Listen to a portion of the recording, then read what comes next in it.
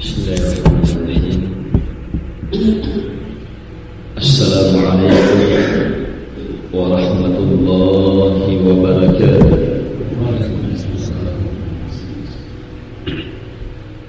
Innal hamdalillah nahmaduhu wa nasta'inuhu wa nastaghfiruh wa na'udzu billahi min shururi anfusina wa sayyiati a'malina. Man yahdihillahu fala mudilla lahu wa man yudlil fala hadiya lahu wa asyhadu an la ilaha illallah wahdahu la syarika lahu wa asyhadu anna Muhammadan abduhu wa rasuluh. Ya ayyuhalladzina amanu taqullaha haqqa tuqatih wa la tamutunna illa wa antum muslimun. Amma ba'd, fa inna asdaqal hadithi kitabullah wa khairal hadi Muhammadin sallallahu alaihi wa ala alihi wasallam wa syarrul umuri muhdatsatuha wa kullu muhdatsatin bid'ah wa kullu bid'atin dhalalah wa kullu dhalalatin finnar.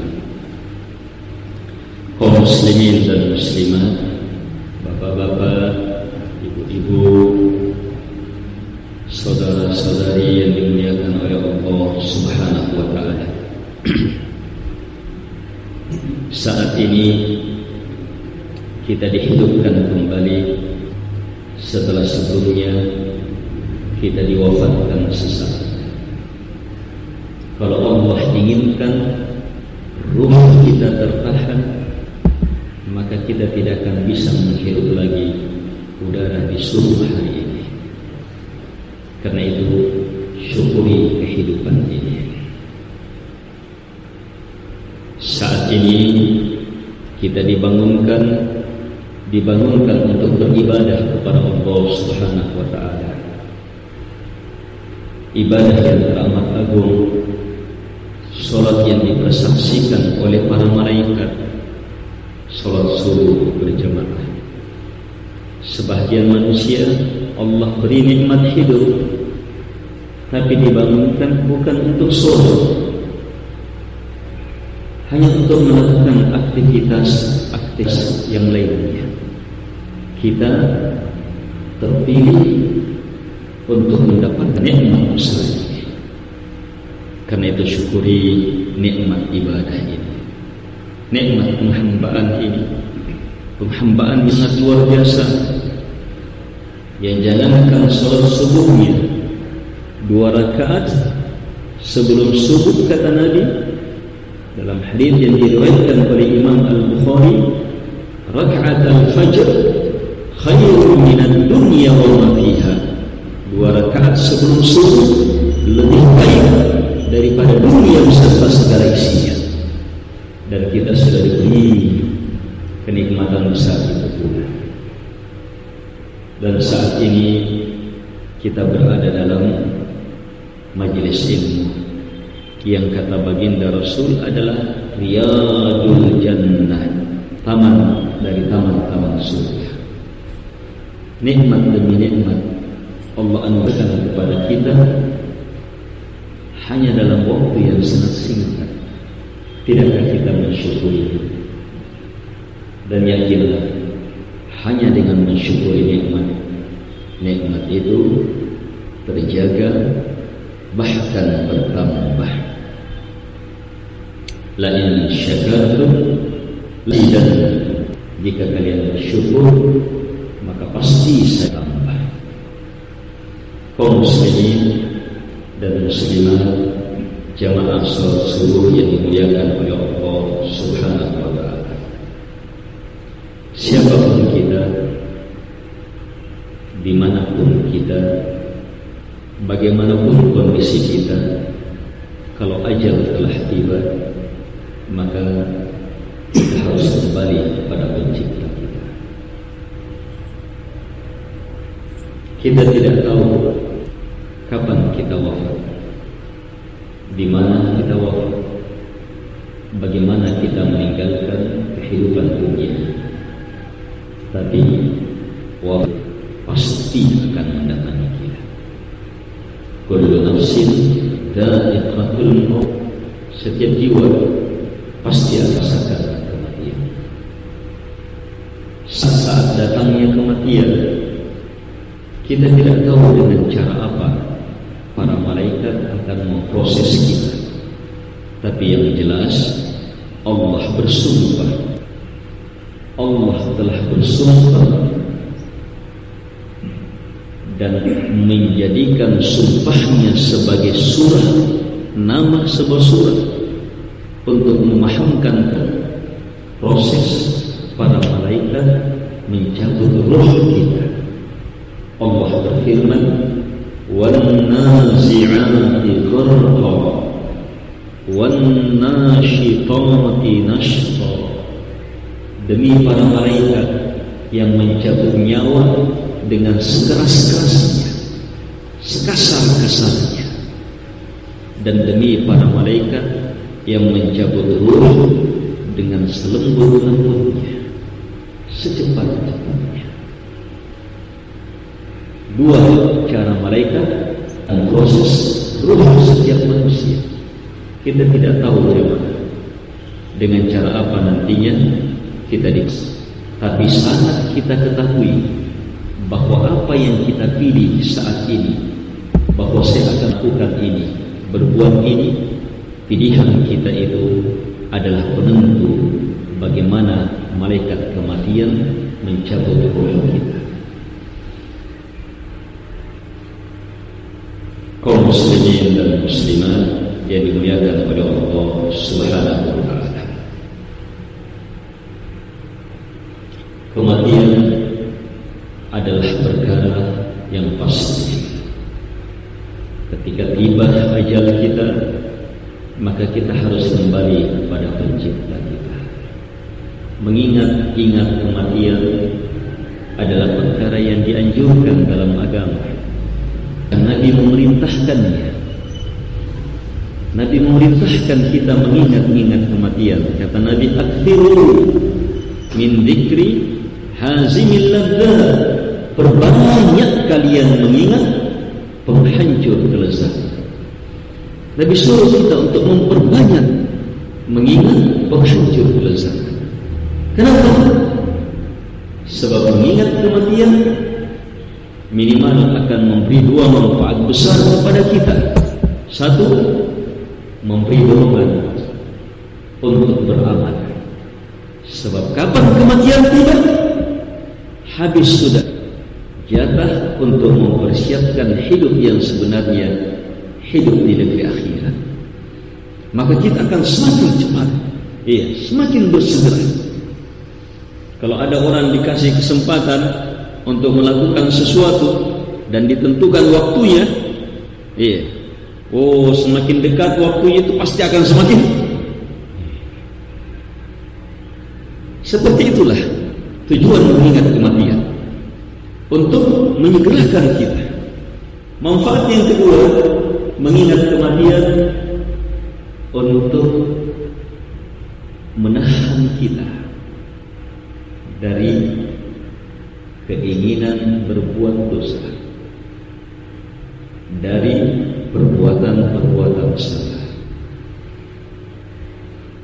Mengingat kematian, kita akan disadarkan bahwa saya pun akan kembali. Apa jadinya nanti saat saya di alam kubur, saat saya berkeliman dosa?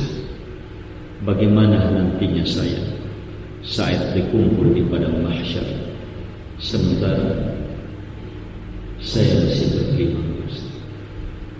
Mengingat kematian adalah perkara yang mengingatkan hamba akan hari akhir. Makanya Nabi ketika menjelaskan kenapa ziarah kubur disyariatkan, kata kuntu nahaitukum an ziyaratil kubur, saya dulu larang kalian menziarahi kubur. Jadi pernah ziarah kubur itu dilarang oleh Nabi. Tidak boleh orang ziarah kubur. Sebab apa? Itu di awal-awal Islam. Keislaman harus betul-betul dijaga. Sementara permasalahan kubur banyak sekali orang musyrik karena kuburan. Nabi menjaga umatnya supaya tidak terjatuh ke dalam kesyirikan. Iya, diharamkan ziarah kubur awalnya. Tapi setelah kekuatan keimanan semakin mantap, pahamnya para sahabat semakin kuat, maka Nabi sekarang fazuruha, kata Nabi, maka ziarahilah kuburan. Untuk apa? Tudzakirukumul akhirah. Menziarahi kubur akan mengingatkan kalian kepada negeri akhir. Itu tujuannya. Makanya doanya orang ziarah kubur mengingatkan dirinya, wa inna insyaallahu bikum lalahiqun, dan sungguh kami pasti akan menyusul kalian juga. Inilah jamaah, mengingat kematian akan mengingatkan kita akan dua kekuatan seorang hamba, kekuatan harapan dan kekuatan takwa. Kekuatan harapan sebab jatah untuk mempersiapkan amalan tinggal sedikit. Kapan ada kematian tak habis sudah. Bersegera. Sehingga orang semakin mengharap. Takut. Kematian adalah awal menuju negeri akhirat. Bahkan sebelum negeri akhirat, di alam kubur sudah ada yang mirip dengan akhirat. Sudah ada siksaan dan kenikmatan. Siapa yang berhasil menjawab pertanyaan di alam kubur, maka dia akan merasakan kenikmatan sebelum negeri akhir. Tapi siapa yang gagal, maka dia akan mendapatkan siksaan sebelum siksaan negeri akhir. Kaum muslimin dan muslimat yang dimuliakan oleh Allah Subhanahu wa taala. Ketika dua kekuatan ini senantiasa kita hidupkan dalam hidup kita, kekuatan penuh cinta dan harap terus kepada Allah Subhanahu wa taala, mengharapkan kebaikan dari amalannya, mengharapkan akhirat yang baik, mengharapkan alam kubur yang mulia, mengharapkan negeri akhirat yang tertinggi, dan kekuatan takut mendapatkan bencana, takut mendapatkan siksaan, takut tersiksa di alam kubur, takut tersiksa di. Kalau dua kekuatan ini terus menghiasi hidup kita, maka sangat kita harapkan saat datangnya kematian, kekuatan itu akan bertahan dan membantu kita. Nabi alaihi salatu wassalam pernah mendatangi seorang sahabat yang akan meninggal. Sahabat ini hanyalah seorang pemuda, bukan orang tua. Kalau orang tua di kalangan sahabat, sangat luar biasa kehebatan beragamanya. Ini pemuda saja. Tapi ternyata ketika akan meninggal, Nabi jumpai, Nabi datangi, Nabi menjenguk dia. Kata Nabi, kaifa tajidu? Bagaimana kamu rasakan dirimu? Bagaimana kamu jumpai dirimu? Maka pemuda itu menjawab, ya Rasulullah, inni arjullah wa akhafu dhunubi. Pemuda itu menjelaskan keadaan dirinya, wahai Rasulullah, sungguh saya saat ini senantiasa mengharap hanya kepada Allah Subhanahu wa taala, dan saya dalam keadaan takut terhadap dosa-dosa saya. Jadi dia tahu dirinya mau meninggal, mau berakhir. Ternyata yang dia rasakan adalah tetap mengharap kepada Allah. Sebab itu terakhir sudah. Tetap dia perhebat niat, harapannya, keinginannya kepada Allah Subhanahu wa taala untuk meraih kebaikan yang terbaik. Dan dia tahu bahwa saat berakhir adalah saat yang sangat mengerikan. Awal menuju akhir. Karena itu dia takut. Dosanya pasti akan mendapatkan pembalasan. Maka apa kata Nabi? La yajtami'ani fi qalbi 'abdin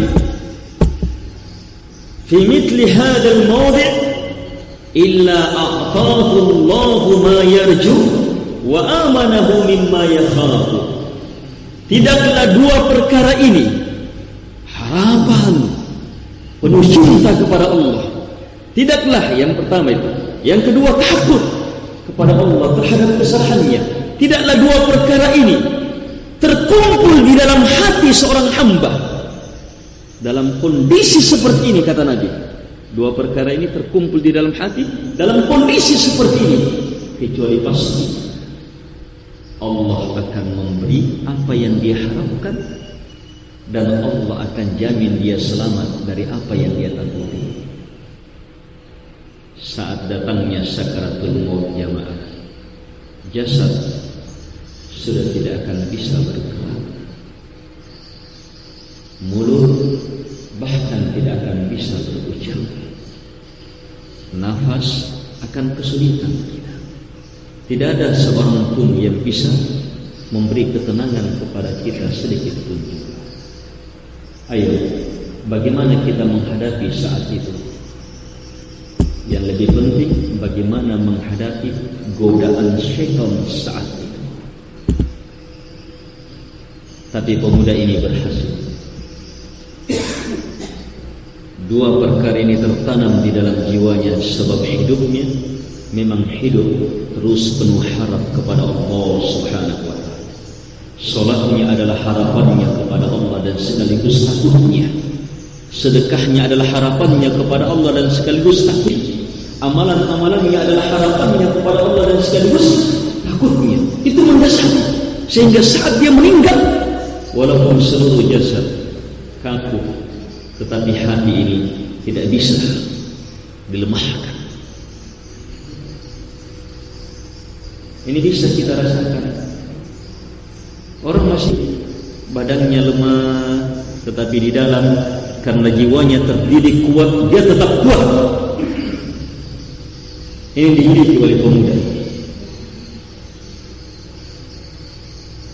Kaum muslimin dan muslimat yang dimuliakan oleh Allah Subhanahu wa taala, hidup dengan terus penuh harap karena cinta kepada Allah Subhanahu wa taala, yakin bahwa kebaikan dari Allah Subhanahu wa taala sangat besar, kemuliaan darinya tak tertandingi, sadar bahwa untuk mengharapkan apa yang ada di sisi Allah harus mengerahkan segenap kemampuannya. Ini dilatih dalam hidupnya. Kemudian sadar bahwa ada perkara yang sangat menakutkan setelah hari kebangkitan. Apa setelah kematian? Ada perkara yang sangat mengerikan setelah kematian. Bahkan setelah kematian ada dua perkara, perkara yang membahagiakan dan perkara yang menakutkan. Saat jasad kita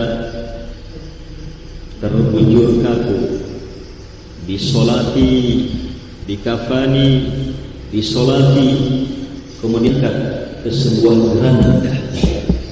Saat kita Nabi mengatakan, qaddimuni, qaddimuni, segerakan saja, segerakan saja. Minta supaya dikasih cepat-cepat. Kenapa? Sebab sudah diperlihatkan kebahagiaan yang akan dia dapatkan. Ini harapan, sangat bahagia dia. Ada juga orang saat diangkat, dalam takutnya dia mengatakan, Aina tuqaddimuni, kalian mau bawa kemana saya? Kita tidak tahu jemaah dalam kondisi apa kita saat diangkat di atas keranda.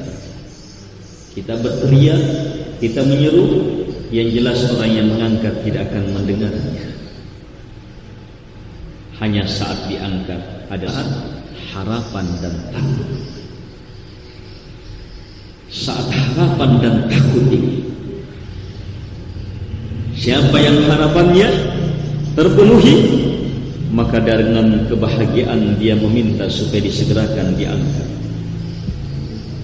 Tapi siapa yang hidupnya adalah kerusakan, maka dalam takutnya dia bertanya kemana dia disegerakan.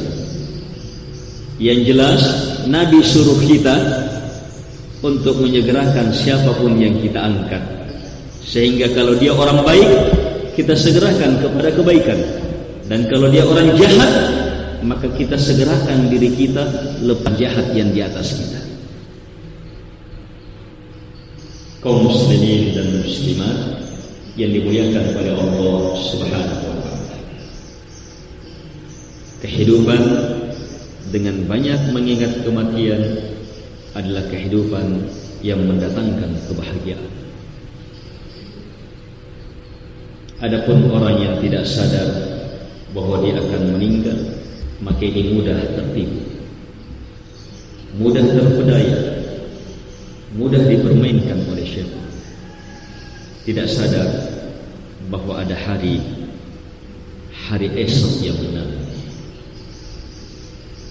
Kaum muslimin dan muslimat yang dimuliakan oleh Allah Subhanahu wa taala, cobalah saat terdengar azan kemudian kita mengingat kematian, salat kita akan menjadi salat yang sehebat-hebatnya. Kita tidak akan tinggalkan salat. Cobalah cermati saat ada tawaran untuk bersedekah, kemudian kita mengingat kematian, maka sedekah itu akan ringan. Itulah saat ada pikiran, penawaran, kesempatan berbuat jahat, kemudian kita ingat kematian, maka kita akan tertahan. Mengingat kematian itu ilmu yang sangat bermanfaat dalam hidup kita. Kaum muslimin dan muslimat yang dimuliakan oleh Allah Subhanahu wa taala, tapi demikianlah saat hamba telah terlalaikan oleh kehidupan dunia, maka jangankan mengingat kematian, mengingat apa yang bermanfaat bagi dirinya pun mereka lupakan. Inilah makna firman Allah, Allah jadikan mereka lupa. Mereka lupa mengingat Allah, Allah jadikan mereka lupa. Padahal mereka masih sadar, tidak gila. Kenapa dijadikan lupa? Mereka masih ingat, masih kuat ingatannya. Kenapa Allah katakan lupa? Lupa yang dimaksud, lupa akan adanya hari kebangkitan. Lupa bahwa dia penuh dosa yang harus dia segera bertobat. Lupa bahwa ada hari esok, hari yang sebenarnya. Lupa apa yang bermanfaat bagi dia. Ini ketika seseorang sudah dilupakan oleh Allah Subhanahu wa taala. Tapi siapa yang tetap mengingat, maka dia akan sadar akan ada hari akhir, akan ada alam barzakh. Dia akan sadar bahwa hidup di dunia hanyalah sesaat. Dia adalah kesempatan untuk mempersiapkan hari esok. Kapan dia mengingat, dia akan sadar bahwa solat adalah itu. Kalau orang mengingat, dia akan sadar bahwa solat adalah kebaikan besar bagi saya.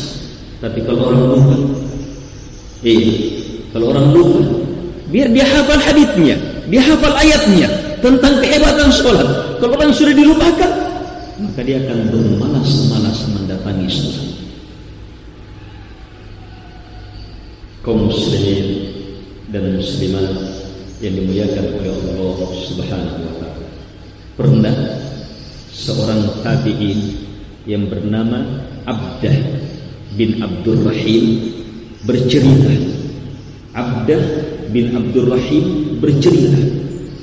Apa ceritanya? Ceritanya saat pergi berperang menghadapi orang-orang kafir.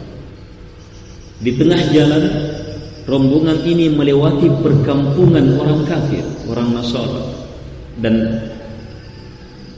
dalam rombongannya Abdah terdapat seorang pemuda penghafal Quran, hebat ilmu agamanya, punya fiqh, bagus ibadahnya. Ketika lewat di perkampungan ini, karena perkampungan mereka tertutup, terbentengi, bisa terlihat ke atas, matanya tertuju kepada seorang wanita. Langsung panah asmara pertama menembus dia. Akhirnya dia bertanya kepada si wanita, bagaimana saya bisa mendapatkannya? Kata si wanita, sangat mudah. Jadi kamu Nasara, maka pintu terbuka untukmu. Sudah. Ditinggalkan pasukannya, masuk menjadi Nasara. Akhirnya dibukakan pintu untuk mereka, dari mereka. Rombongan ini meninggalkan tempat itu dengan penuh penyesalan, sangat kecewa mereka. Dan suatu saat rombongan ini kembali melewati tempat itu dalam peperangan yang lain. Mereka selanjutnya menjumpai Abdah menjumpai pemuda itu bersama dengan orang-orang Nasara. Maka kaum muslimin bertanya kepada dia, mana Qur'anmu, mana solatmu, mana puasamu? Apa jawaban pemuda ini? Tidak ada lagi yang saya ingat. Tidak ada lagi yang saya ingat. Ayat-ayat Al-Quran yang dia sudah hafal tidak ada lagi yang dia ingat, kecuali satu ayat. Ayat Rubama yawaddul ladzina kafaru sampai akhir ayat. Ayat yang menjelaskan bahwa orang kafir itu punya keinginan besar untuk meninggalkan kekafirannya, tapi tidak bisa, sudah dikunci dalam kekafiran. Jadi orang ini apa? Hanya ingat ayat yang mempertakuti dia. Sadar ini kekafiran. Dia telah sesat, tapi dia tidak bisa kembali sudah. Sebab sudah dikunci. Dia lupa. Ini kondisi maksiat. Padahal maksiatnya hanya apa? Awalnya hanya apa? Pandangan yang haram. Pandangan yang haram. Langsung berlanjut kepada murtad yang berketulusan. Tidak ada seorang pun dari kita jamaah terjamin selamat kecuali yang Allah jamin. Karena itu bersamaan dengan usaha kita untuk mempersiapkan amalan, untuk melakukan perbaikan terhadap diri kita, maka terus-meneruslah meminta kepada Allah supaya Allah bantu kita, tolong kita supaya kokoh di atas agamanya. Saya tutup dengan mengingatkan diri saya dan kepada jamaah agar supaya kita senantiasa membaca doa, dua doa. Yang pertama, Nabi tuntun langsung sebelum salam baca doa ini. Sebelum salam baca doa ini. Allahumma a'inni ala dzikrika wa syukrika wa husni ibadatik. Ya Allah, bantu saya untuk terus mengingat Engkau, untuk terus bersyukur kepadamu, dan untuk terus memperindah ibadah kepadamu. Kemudian doa yang Nabi sering baca setiap saat. Allahumma ya muqallibal qulub tsabbit qalbi ala dinik. Ya Allah yang membolak-balikkan hati, kokoh di atas agama. Minta kepada Allah supaya kita dibantu, supaya hati kita tetap kokoh di atas agama Allah Subhanahu wa ta'ala. Jangan pernah mengandalkan kemampuan kita. La haula wala quwwata illa billah. Kepintaran kita, kehebatan kita, lamanya kita beragama, tidak ada jaminan. Yang terjamin hanyalah ketika Allah yang menjaminnya. Karena itu terus minta kepada Allah supaya kita dibantu Islam. Semoga bermanfaat. Lebih dan kurangnya mohon dimaafkan. Semoga Allah Subhanahu wa taala menjadikan kita seluruhnya ke dalam golongan hamba-hambanya yang mampu mendengarkan kalimat-kalimat baik dan mengikutinya dengan sebaik-baik pengikutan. Allahumma ja'alna mimman yastami'una al-qawla fayattabi'una ahsanah. Allahumma ighfir lil muslimina wal muslimat al-ahya'i minhum wal amwat. Allahumma inna nas'aluka al-huda wat-tuqa wal-'afafa wal-ghina. Innaka antas sami'ul 'alim wal jawwadul karim. Allahumma ya muqallibal qulub thabbit qulubana 'ala dinik wa'inna 'ala dzikrik wa syukrik wa husni ibadatik. Innaka antas sami'ul 'alim wal jawwadul karim. Wa sallallahu ala Muhammad wa ala alihi wa sahbihi wa sallam tasliman katsiran. Wa akhiru da'wana alhamdulillahi rabbil alamin. Wassalamu alaikum warahmatullahi